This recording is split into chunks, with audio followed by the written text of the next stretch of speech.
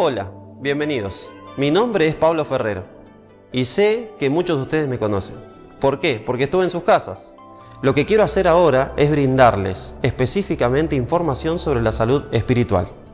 Para ello hemos hecho una serie de programas para hablarles sobre la salud espiritual en la palabra de Dios, en la Biblia. Varios de ustedes adquirieron de estas Biblias, pero no solamente de estas. Podés tener otra en tu casa. Cualquier Biblia que tengas en tu casa es la palabra de Dios. Y entonces en esta serie de programas lo que me propongo, junto con la ayuda de Dios, es presentarte qué es la Biblia, para qué sirve y cómo puede ayudarte a vos y a tu familia a ser felices en este planeta. Espero que te guste, porque esto está pensado para vos y para tu familia. Y el Señor ha puesto este deseo en mi corazón. Vamos entonces ahora a dar inicio de este primer programa. Así que, si tenés una Biblia en tu casa, búscala rápido. Lo vamos a usar, porque hoy el tema del programa es ¿qué es la Biblia? Así que, si tenés una Biblia en tu casa, búscala. Esta es mi Biblia, una de las tantas que tengo. Me encanta la Biblia. Esta Biblia es una traducción Reina Valera 1960. Normalmente, cualquier cristiano tiene de esta. Cualquier creyente tiene de esta, pero también puede ser que tengas alguna Biblia como por ejemplo la Nácar Columna, o también puedes tener una Biblia de la versión de Jerusalén. Cualquiera que tengas es hermosa. Si tenés la revisión Reina Valera 2000, o si tenés la revisión Reina Valera 1995, o si tenés la Biblia Plenitud, o si tenés también la Biblia NBI, la nueva versión internacional, cualquiera de ellas son hermosas. ¿Por qué? Porque son la palabra de Dios. Y hoy vamos a ver qué es la palabra de Dios, pero antes necesitamos pedirle ayuda al Señor. El Espíritu Santo es aquel que nos ayuda a interpretar su palabra. Así que juntos vamos a orar y le vamos a pedir a Dios que nos ayude a poder interpretar lo que su palabra es y lo que su palabra nos dice. Te invito ahora a que juntos oremos. Querido Padre que estás en el cielo, en el nombre de Jesús, tu amado Hijo, Señor, nos presentamos ante ti. Alabado sea tu nombre, Señor. Te queremos pedir que tu Espíritu Santo ilumine nuestra mente y nuestro pensamiento para entender y comprender qué es tu palabra. Señor, gracias por dejarnos tu palabra. Gracias por dejarnos la Biblia para que nosotros podamos encontrar felicidad aquí en la tierra.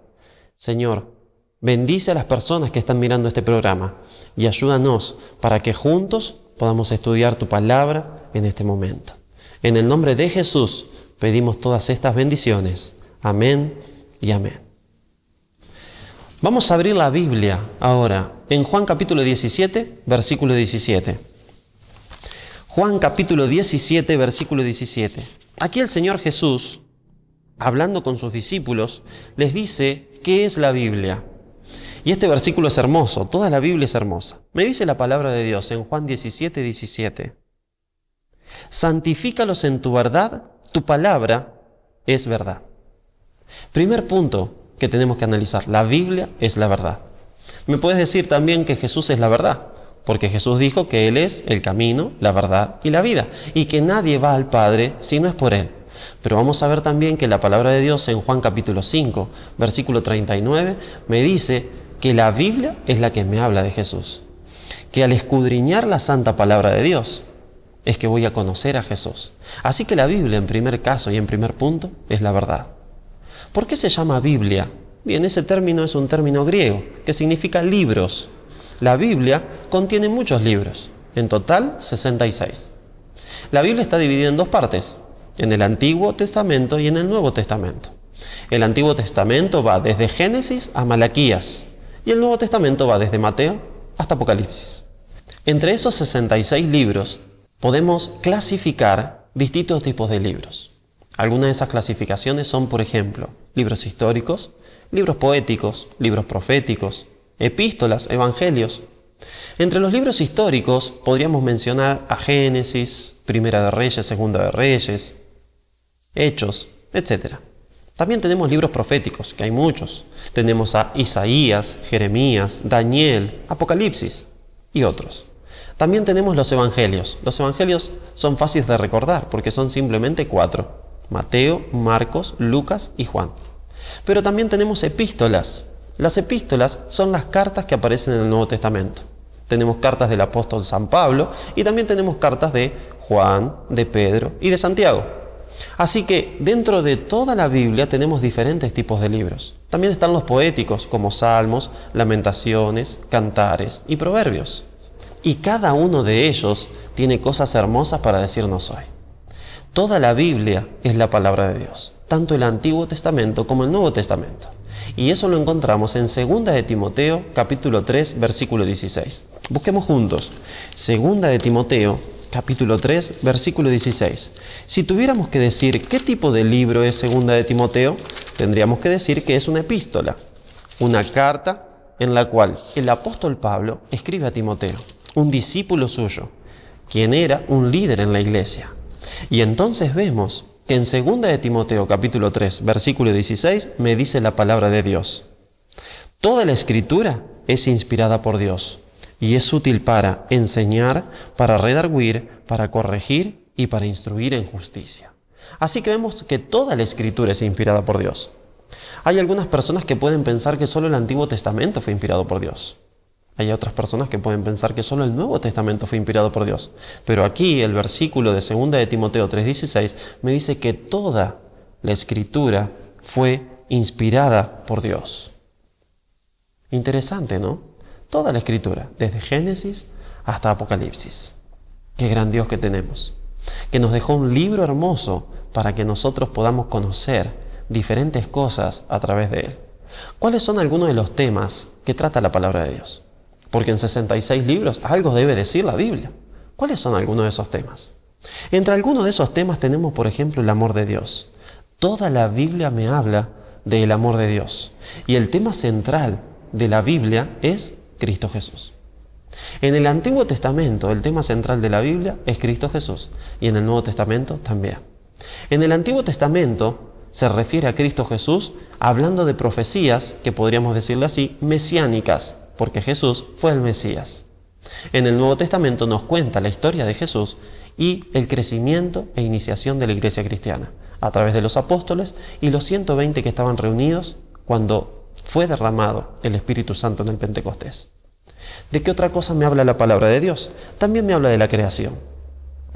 Adán y Eva siendo creados en el jardín del Edén, un jardín hermoso. La creación de Dios en 6 días literales, ya que la palabra de Dios en el relato de Génesis me dice que fue la tarde y la mañana del día primero, fue la tarde y la mañana del día segundo. Y entonces en el 6º día vemos a Dios creando a Adán y Eva y poniéndolos en un jardín que era hermoso, perfecto. Pero les dijo algo: hay una sola cosa que no quiero que toquen, y era el árbol de la ciencia del conocimiento del bien y del mal. Después del relato de la creación, la Biblia continúa con el relato de la caída. ¿A qué le llamamos la caída? No es que Adán y Eva se cayeron de algún lugar, sino que la caída significa la entrada del pecado en nuestro planeta. El pecado entró por medio de Adán y por medio de Eva. Sabemos la historia, y si no la conoces, puedes buscar en tu Biblia, en tu palabra, Génesis capítulo 3 y leerlo. Y ahí nos cuenta que tanto Eva como Adán desobedecieron la orden directa de Dios, de no comer de un árbol. Si no conoces la historia de la caída, lo podés buscar en tu Biblia, en tu palabra, en Génesis capítulo 3. Génesis capítulo 3 relata la historia de cómo Adán y Eva desobedecieron la orden directa de Dios de no comer de ese árbol. Está bien, Adán y Eva fueron engañados. Fueron engañados por una serpiente, que según Apocalipsis capítulo 12, versículo 9, esa serpiente es Satanás. En el próximo programa estaremos estudiando el ingreso del pecado en nuestro planeta. Así que ahora vamos a seguir viendo qué es la palabra de Dios. Recién vimos que la palabra de Dios es la verdad. Pero no solamente esto, sino que también me dice la Biblia que el Espíritu Santo fue el que inspiró la Escritura. ¿Dónde me dice eso la Biblia? En la epístola de Pedro. En 2 de Pedro, capítulo 1, versículo 19, acompáñenme, 2 de Pedro, capítulo 1, versículo 19, me dice la palabra de Dios. Tenemos también la palabra profética más segura, a la cual hacéis bien en estar atentos como a una antorcha que alumbra en lugar oscuro, hasta que el día amanezca y el lucero de la mañana salga en vuestros corazones. Versículo 20. Pero ante todo entended que ninguna profecía de la Escritura es de interpretación privada, porque nunca la profecía fue traída por voluntad humana, sino que los santos hombres de Dios hablaron siendo inspirados por el Espíritu Santo. Qué hermoso, alabado sea el nombre de Dios. Los santos hombres de Dios hablaron siendo inspirados por el Espíritu Santo. Hablaron siendo capacitados por el Espíritu Santo. En este momento tenemos que analizar dos conceptos que son muy importantes en la Biblia. El primer concepto es el concepto de revelación. Como revelación podemos entender el acto divino por el cual Dios capacita al ser humano para recibir su mensaje. Y ustedes pueden buscar en muchos de los libros de la Biblia, pero sobre todo podrían buscarlo en Daniel. Daniel capítulo 7, Daniel capítulo 8, Daniel capítulo 10, donde nos dice que Daniel fue capacitado y habilitado y le fue dado fuerza extra para recibir la revelación de Dios. También vemos en Apocalipsis capítulo 1, el libro de Apocalipsis es escrito por el apóstol Juan. Y el apóstol Juan nos dice en Apocalipsis capítulo 1 que él le faltaron las fuerzas cuando vio a Jesús en su visión de Apocalipsis.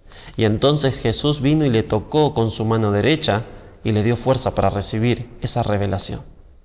Así que como revelación entendemos el acto divino por el cual Dios capacita al ser humano, al profeta, para recibir su mensaje. Pero hay un segundo concepto muy importante y es el concepto de inspiración. Recién leímos en 2 de Pedro capítulo 1, versículo 19 al 21, que el Espíritu Santo fue el que inspiró a los hombres, a los profetas, para que ellos transmitieran el mensaje. Así que como inspiración entendemos el proceso divino por el cual Dios, Espíritu Santo, capacita al profeta, al escritor de la Biblia, para transmitir ese mensaje. Cada mensaje fue transmitido por los escritores bíblicos. Hay más de 40 escritores en la Biblia y cada uno de ellos tenía una personalidad distinta. Muchos de ellos escribieron en idiomas distintos y muchos de ellos tenían formas de escribir distintas. Por ejemplo, el Antiguo Testamento fue escrito casi en su totalidad en hebreo. Una pequeña parte del Antiguo Testamento está escrito en arameo. El Nuevo Testamento, por su parte, está escrito en idioma griego. Pero, aparte de que están en dos idiomas distintos, o en tres, podemos decir también que no todos se escribieron igual. Muchas personas piensan de que cuando Dios inspiró a los profetas para que escribieran la palabra, Dios les dictaba. A eso se le llama inspiración mecánica. Entonces imaginémonos a Juan. ¿Sí? Imaginémonos a Juan escribiendo Juan capítulo 1. Dios dictándole.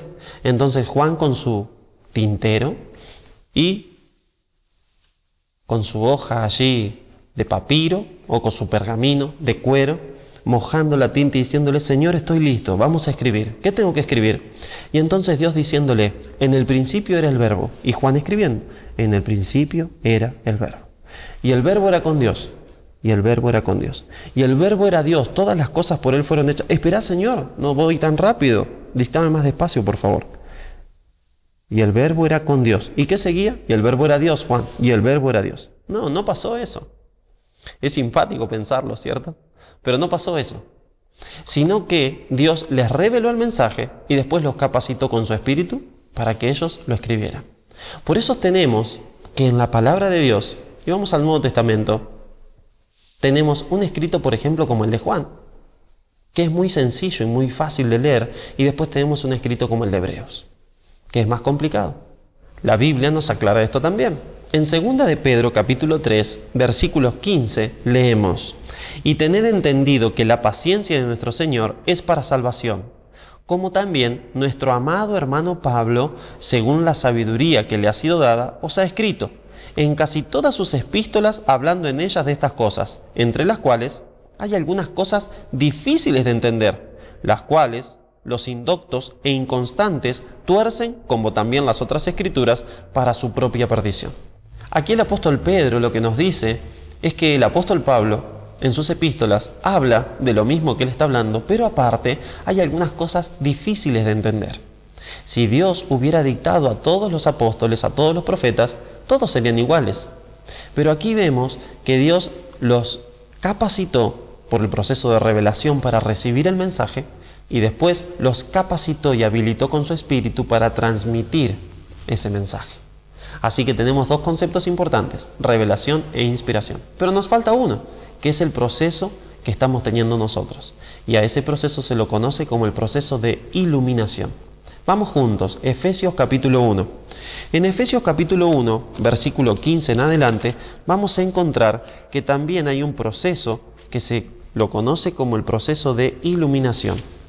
Efesios capítulo 1, versículo 15, me dice la palabra de Dios. Por esta causa, también yo, habiendo oído de vuestra fe en el Señor Jesús y de vuestro amor para con todos los santos, no ceso de dar gracias por vosotros y haciendo memoria de vosotros en mis oraciones, para que el Dios de nuestro Señor Jesucristo, el Padre de gloria, os dé espíritu de sabiduría y de revelación en el conocimiento de Él, que alumbre los ojos de vuestro entendimiento, para que sepáis cuál es la esperanza a que Él os ha llamado y cuáles las riquezas de la gloria de su herencia en los santos. ¿Qué me dice el versículo 18? Que alumbre los ojos de vuestro entendimiento. Por este versículo se lo conoce a este proceso como el proceso de iluminación, el cual es cuando el Espíritu Santo nos habilita y nos capacita para entender su palabra. La palabra de Dios es un libro especial. No se puede comparar con ningún otro libro que exista sobre este planeta. La palabra de Dios es divina y humana a la vez. Es divina porque el mensaje que contiene fue revelado por Dios directamente. Es humana porque Dios utilizó a escritores humanos para transmitirla para sus hijos. Y entonces ahora, al acercarnos nosotros a la palabra de Dios, necesitamos que el mismo Dios que capacitó al profeta para recibir su mensaje, que el mismo Dios, Espíritu Santo, que capacitó al profeta, al escritor de la Biblia, para transmitir ese mensaje, sea el mismo Espíritu Santo el que ilumine nuestro pensamiento, los ojos de nuestro entendimiento para entender su palabra. La palabra de Dios es entonces el mensaje de Dios para el ser humano, en el cual le cuenta cómo creó el planeta Tierra, cómo el ser humano por una mala decisión cayó en pecado y cómo Dios se propone salvar a todos aquellos que quieran ser salvados. El centro de la palabra de Dios es Cristo Jesús. El centro de la palabra de Dios es el Hijo de Dios, ya que Él es el instrumento especial de salvación para todos los seres humanos. Nos dice la palabra de Dios en Juan 3:16. Busquemos juntos Juan capítulo 3, versículo 16, que Dios nos ama tanto que estuvo dispuesto a hacer algo por nosotros. Dios te ama tanto que estuvo dispuesto a hacer algo por vos. De tal manera amó Dios al mundo que ha dado a su Hijo único para que todo aquel que en Él cree no se pierda, sino que tenga vida eterna. Interesante, ¿no? Te ama tanto Dios que estuvo dispuesto a sacrificar a su único Hijo para salvarte. Pensá en esto. Si tenés hijos, imagínate que existiera la posibilidad de que en una cárcel de la Argentina estuvieran presos 20 malhechores, asesinos, ladrones. Y aunque aquí en Argentina no hay pena de muerte, supongamos, imaginémonos, que estos 20 malhechores están condenados a la muerte. Pero ahora te hablan y te dicen, ¿podés salvar a estos 20 malhechores? ¿Lo harías? Tal vez digas que sí. Pero ahora te dan las condiciones para que los salves. La única condición para salvar a estos 20 malhechores que no mueran es que nos entregues a tu hijo y matemos a tu hijo en lugar de esos 20 malhechores. ¿Qué harías vos? Yo con una mano en el corazón tengo que ser sincero. Yo tengo una sola hija. Es mi única hija. Elunei se llama. Y entonces, si me dijeran, tenés que matar a Elunei, entregarnos a Elunei para ser matada, para salvar a estos 20 malhechores, yo, con una mano en el corazón, les diría no. No estoy dispuesto a que muera Elunei en lugar de esas 20 personas. Pero tan grande es el amor que Dios te tiene y me tiene, que estuvo dispuesto a sacrificar a su único hijo para salvarte a vos y para salvarme a mí. El foco central de la palabra de Dios es este mensaje. El mensaje de amor de Dios para con los seres humanos. El mensaje de amor de Dios para con vos. Y Dios te está buscando. Dios te está buscando para salvarte, porque para eso sacrificó a su único hijo. Cristo Jesús estuvo dispuesto a morir en la cruz para salvarte a vos. Y ahora por gracia somos salvos. Por gracia y por los méritos de la sangre que Jesús derramó en tu lugar y en mi lugar. La palabra de Dios es maravillosa. Y no solamente esto, sino que la palabra de Dios es poderosa. Si tenés problemas en tu vida, la palabra de Dios te puede ayudar a encontrar el camino para salir de esos problemas. Si tenés problemas en tu matrimonio, la palabra de Dios te puede ayudar a salir de esos problemas y formar un matrimonio feliz. Si tenés problemas con tus hijos, la palabra de Dios te puede dar principios de crianza para los hijos. Si tenés problemas con tu familia, la palabra de Dios puede transformar tu familia. Yo he visto familias transformadas por la palabra de Dios. Yo he visto vidas cambiadas y transformadas por la palabra de Dios. ¿Sabes por qué? Porque la palabra de Dios, aparte de ser amor de Dios, es el mensaje de Dios para tu vida. Así que si no tenés Biblia, por favor, comunícate al email que saldrá al final del programa. Yo me dispongo a regalarte una Biblia. Si no tenés Biblia, te vamos a obsequiar una. Me mandás un email o te comunicas con el teléfono que está al final del programa y te estaremos obsequiando una Biblia. Pero no dejes en tu casa que no haya Biblia. Tenés que tener una palabra de Dios en tu casa. Y no solamente esto, sino que tenés que estudiarla. Mirá lo que dice Juan, capítulo 5, versículo 39. Juan, capítulo 5, versículo 39. Jesús está hablando con algunos líderes religiosos. Y entonces Jesús le dice: escudriñad las Escrituras. Escudriñad significa estudiar a profundidad, leer a profundidad. Y entonces Jesús les dice: escudriñad las Escrituras, porque a vosotros os parece que en ellas tenéis la vida eterna, y ellas son las que dan testimonio de mí, y no queréis venir a mí para que tengáis vida. Jesús les está diciendo: ustedes leen la Biblia, ustedes estudian la Biblia, y está bien, pero la están estudiando desenfocados. Porque si ustedes estudiaran enfocados la Biblia, se darían cuenta que la Biblia habla de mí, les está diciendo Jesús. Si querés conocer a Jesús, aquel que dio su vida por vos para salvarte, si querés conocer a Dios Padre, aquel que estuvo dispuesto a entregar a su Hijo para salvarte, si querés conocer al Espíritu Santo, quien según la palabra de Dios, en Juan capítulo 14, me dice que es el que me guía a toda la verdad, la única forma de hacerlo es en la Biblia. Por eso te repito, conseguí una Biblia si no la tenés. Y si tenés una Biblia en tu casa, léela todos los días. La palabra de Dios es hermosa y tiene poder para transformar y cambiar vidas y corazones. Ahora bien, la palabra de Dios es un libro que no puede ser estudiado como los otros. Porque la palabra de Dios hay que estudiarla en un contexto. Desde el primer escritor, que fue Moisés, hasta el último escritor, que fue Juan, pasaron más o menos 1500 años. Eso nos dice que hay textos que fueron escritos en una época y textos que fueron escritos en otra época. Entonces, a esos textos tenemos que estudiarlos en su contexto. No solamente esto se pone cada vez mejor, sino que si tengo un libro histórico, tengo que estudiarlo como libro histórico. Si tengo una epístola, tengo que estudiarlo como epístola. Y si tengo un libro profético, tengo que estudiarlo como libro profético. Hablando de libro profético, es importante reconocer que en los libros proféticos hay muchos simbolismos. Y los simbolismos de los libros proféticos deben ser analizados e interpretados por la misma Biblia. Porque si no, para vos puede significar una cosa y para mí otra. Y entonces, ¿quién tiene la razón? Es más, vamos juntos a un libro. Es el libro de Jueces. Libro de Jueces. El libro de Jueces nos cuenta la historia de un período del pueblo de Israel donde no había reyes. Es más, hay una frase que se repite un par de veces en el libro de Jueces, y es que cada uno hacía lo que bien le parecía porque no había rey sobre Israel. Libro de Jueces, capítulo 5. Vamos a encontrar en el libro de Jueces varios jueces, entre los cuales están Ahod, Samgar, Sansón, Débora, entre otros. Aquí nos encontramos en el capítulo 5 con la historia de Débora y de Barak. La historia de Débora y de Barak nos cuenta que Débora no solamente era una mujer, sino que era una mujer importante. Capítulo 4 del libro de Jueces nos cuenta quién era Débora. Vamos a leer algunos de esos pasajes. Capítulo 4, versículos 1 en adelante. Después de la muerte de Ahod, los hijos de Israel volvieron a hacer lo malo ante los ojos de Jehová. Así que Jehová los entregó en manos de Jabín, rey de Canaán, quien reinaba en Azor. El capitán de su ejército se llamaba Sísara y vivía en Aroset Goim. Entonces los hijos de Israel clamaron a Jehová, porque Jabín tenía 900 carros de hierro y había oprimido con crueldad a los hijos de Israel por 20 años. Gobernaba en aquel tiempo a Israel una mujer, Débora, profetisa, mujer de Lapidot. ¿Qué era Débora? Profetisa.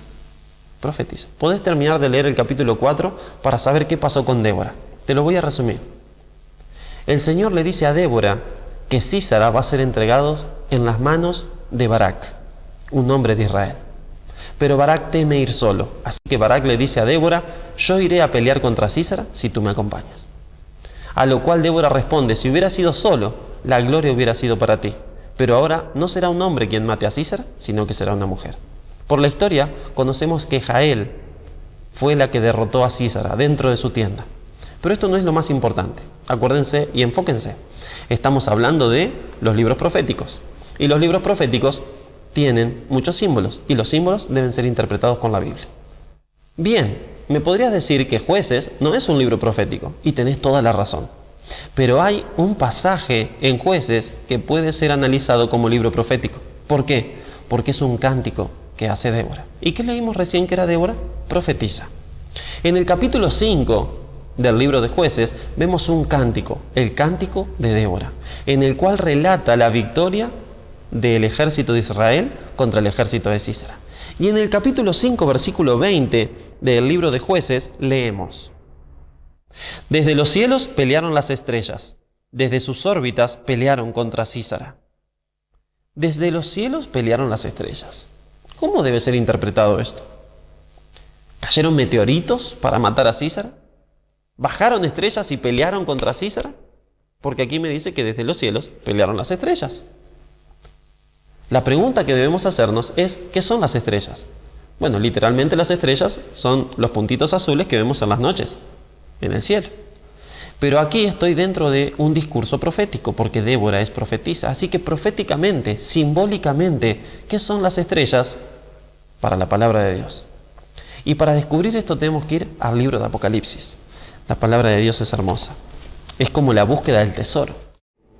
Respecto al misterio de las 7 estrellas que has visto en mi diestra y de los 7 candeleros de oro, las 7 estrellas son los ángeles de las 7 iglesias y los 7 candelabros que has visto son las 7 iglesias. ¿Qué son las estrellas? Los ángeles. Ahora sí se entiende, ¿no? No me imagino cayendo meteoritos sobre el ejército de Sísara. No me imagino venir estrellas a pelear. ¿Por qué? Porque si una estrella baja se nos prende fuego el planeta Tierra. Así que lo que me está diciendo la palabra de Dios en Jueces capítulo 5, en el canto profético de Débora, es que las estrellas que bajaron a pelear son los ángeles de Dios peleando junto al pueblo de Dios. Es hermoso, ¿no? Es interesante. Vamos a otro texto. Daniel capítulo 7. En Daniel capítulo 7 hay una visión de bestias. No nos vamos a centrar en la bestia. Hay una visión de animales raros, pero no nos vamos a centrar en los animales, sino que más bien vamos a ver algo interesante que aparece justo en el centro del capítulo 7 del libro de Daniel. Daniel está después de Ezequiel. Y vemos que Daniel capítulo 7 me dice algo que debemos interpretarlo. Me dice Daniel capítulo 7 versículo 9. Estuve mirando hasta que fueron puestos unos tronos y se sentó un anciano de días. Su vestido era blanco como la nieve, el pelo de su cabeza como lana limpia, su trono llama de fuego y las ruedas del mismo fuego ardiente. Un río de fuego procedía y salía de delante de él. Millares de millares le servían y millones de millones asistían delante de él. El juez se sentó y los libros fueron abiertos. Si leemos el versículo 9 nos da la idea de que Dios el Padre, que es el juez de todos según la palabra, está sentado en su trono. Pero dice que delante del trono del Padre sale un río de fuego. Y entonces la pregunta que me hago es, ¿qué es ese río de fuego? Después me dice que hay miles de millones asistiendo delante de él. Y sabemos que hay miles de millones de ángeles en el cielo. También me dice, Hebreos capítulo 12, versículos 22 en adelante, que en el trono de Dios, en una ciudad santa que se encuentra en el cielo, hay también la asistencia de miles de millones de ángeles. ¿Pero qué son los ángeles? Hebreos capítulo 1. ¿Qué son los ángeles? ¿Y qué es este río de fuego que sale delante del trono de Dios el Padre? Los ángeles es interesante, porque en Hebreos capítulo 1 la palabra de Dios me describe a los ángeles. Y ciertamente, hablando de los ángeles, Él dice, el que hace a sus ángeles espíritus y a sus ministros llamas de fuego. Podemos ver entonces que ese río de fuego posiblemente no sea un río de fuego, sino que esté simbolizando al movimiento rapidísimo que tienen los ángeles de Dios. Si nos vamos a Ezequiel capítulo 1, Ezequiel capítulo 1 nos demuestra la palabra de Dios que los ángeles se mueven a una velocidad tremenda. Ezequiel ve una imagen de la gloria de Dios y en el capítulo 10 me dice que estos seres vivientes eran querubines y los querubines son un tipo de ángeles. Y me dice el versículo 14 del capítulo 1, los seres vivientes corrían y regresaban a semejanza de relámpagos. Decime, ¿son lentos los relámpagos o son muy rápidos? Muy rápidos, ¿cierto? Pasa el relámpago y ya pasó, se terminó. Así que imagínate miles de millones de ángeles que son llamas de fuego, según Hebreos capítulo 1, que van y regresan al trono del Padre. Pero a menos que yo interprete eso con la misma Biblia, no puedo saber de qué está hablando. Por eso la Biblia debe ser interpretada con la misma Biblia. Porque si yo le pregunto a alguien, ¿y qué será este río de fuego? Bueno, puede ser tal cosa y tal cosa. Y le pregunto a otro, puede ser tal cosa y tal cosa. ¿Quién tiene la razón? Solamente la Biblia tiene la razón. Regresando al principio, leímos en Juan capítulo 17, versículo 17 lo siguiente. Santifícalos en tu verdad, tu palabra es verdad. La única verdad se encuentra en la palabra de Dios. La Biblia es la única fuente de la verdad. Así que si querés interpretar algún símbolo de la profecía bíblica, debes hacerlo con la misma Biblia. Y así con cada libro de la Biblia. Todo lo que deba ser interpretado, debe ser interpretado con la palabra de Dios. Recordá el foco de nuestro programa de hoy. Dios te ama con locura. Estuvo dispuesto a entregar a su propio Hijo para salvarte. Estuvo dispuesto a ver sacrificarse su propio Hijo sobre la cruz para darte la salvación y la solución para tus problemas en tu vida. Por eso te digo, conseguí una Biblia. Si tenés la Biblia en tu casa, léela con oración, pidiéndole al Espíritu Santo que te ilumine, ya que el mismo Espíritu Santo que reveló a los profetas, ya que el mismo Espíritu Santo que inspiró a los profetas para transmitirte este mensaje por medio de su palabra, es el mismo Espíritu Santo que te capacitará y habilitará para entenderla. En el segundo programa estaremos analizando el surgimiento del pecado en el planeta Tierra. Y entonces ahí nos daremos cuenta de que el amor de Dios es tan grande que no se puede comprender. Que Dios te bendiga. Y te pido que terminemos con una oración juntos, pidiéndole a Dios que nos ayude a aceptar su amor y pidiéndole a Dios que nos ilumine para poder entender su palabra. Oremos juntos. Querido Padre y Señor que estás en el cielo, en el nombre de Jesús nos acercamos ante ti. Señor, tu palabra es hermosa. Hemos visto juntos que tu palabra fue inspirada por ti, que tu palabra fue transmitida por los santos hombres a quien tú capacitaste para que la transmitan, y que hoy tu Espíritu Santo es el que nos habilita y nos capacita para entenderla. Vimos que son muchos libros, que tiene dos partes, Antiguo y Nuevo Testamento, pero vimos también en 2 de Timoteo 3:16 que toda la Escritura fue inspirada por ti y que el mensaje que está detrás de toda la Escritura es el amor de Dios hacia el ser humano. Señor, gracias por entregar a tu único Hijo para salvarnos. Ayúdanos a recibir ese amor para que podamos ser salvos. Gracias, Señor, porque somos salvos por la gracia que es en Cristo Jesús. Ayúdanos a recibir esa gracia en nuestro corazón para que tu Espíritu Santo en nosotros pueda hacer de nosotros personas felices y familias felices. En el nombre de Jesús pedimos estas bendiciones. Amén y amén. Dios te bendiga.